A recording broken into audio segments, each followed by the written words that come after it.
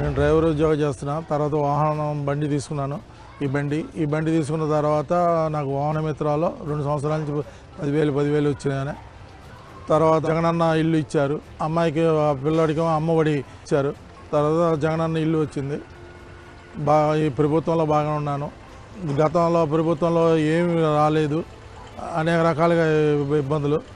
ఇప్పుడు పథకాలన్నీ బాగా ఉన్నాయి. ఈ ప్రభుత్వం చాలా బాగుంది. ఈ ప్రభుత్వం కూడా మళ్ళీ రావాలని కోరుతున్నాం.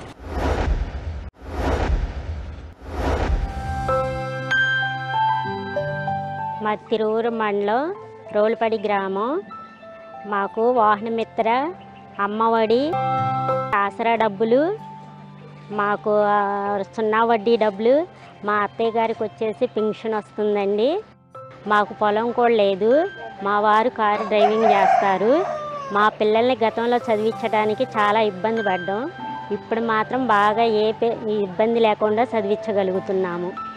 మళ్ళీ జగన్ గారు రావాలని మేము మనస్ఫూర్తిగా కోరుకుంటున్నాము.